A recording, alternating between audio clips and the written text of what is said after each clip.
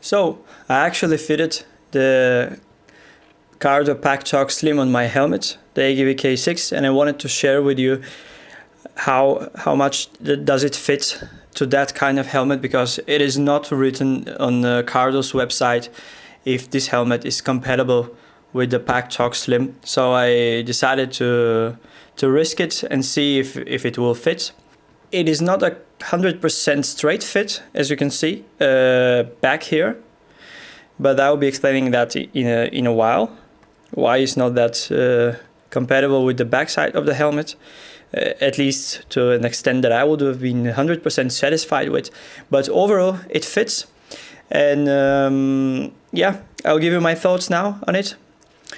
First, everything goes as per instructions. The mounting points are exactly the same, and there are no issues at all with mounting the speakers.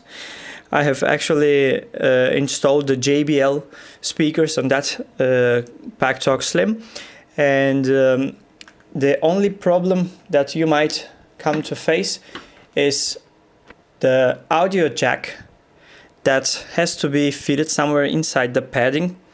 So it's kind of bulky because it's a connection and a jack connection. So you have to put it in a place somewhere where you will not be feeling the pressure of it behind the pad. So I have actually fitted it in the ear area, and it won't be visible, I guess, but it's like here in that area behind the padding, and I cannot feel it, so that's fine with me. I was a little bit concerned that it would have been hard to hide without having the feel of it constantly, or pressure point behind the pad, but it's fine. Here with the buttons is pretty straight fit. You just put it according to the length of the cable wherever you decide to.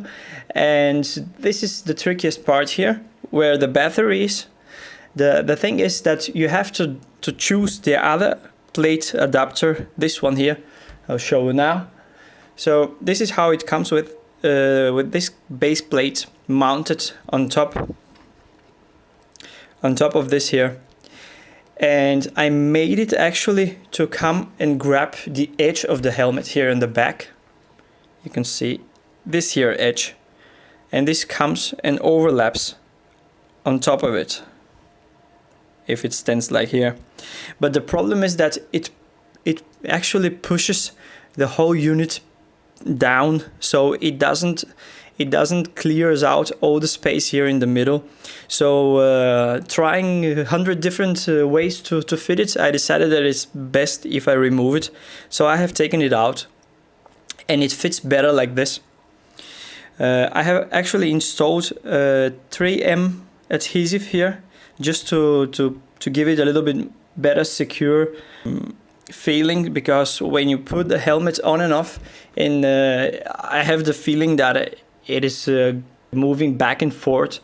So I decided to give it a first go with the 3M adhesive, but we'll see. I might opt for something better, but yeah, on the long run it will be something clever than this. But so far so good. I'll be testing it, so let's see if there will be any further issues with that. You can actually immediately notice the difference in the weight because of the CARDO installed on the helmet. So it's no longer the lightest helmet in the world. So there shouldn't be no mistake here, because it is heavier and you can notice it. And when you add the GoPro, I guess it will be even more heavier than this. So be aware of this, and maybe you can opt for a different solution, or just drop any communication system and just go with the GoPro with a microphone on it, because it will add additional weight. Here on the side, you have to actually use the hole for where the padding has a fabric hole that goes into the clip system here and locks the padding to the helmet. So there is just enough space to fit the cables here.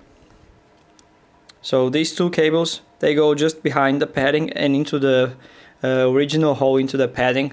And that one you have to decide for yourself, but I decided to keep it visible. I don't want to go into details here and get it behind the padding, because having a gap here, it might get some additional noise or wind into the helmet, so I just don't want to deal with that. I'll give it a go as it is, and let's take it from there.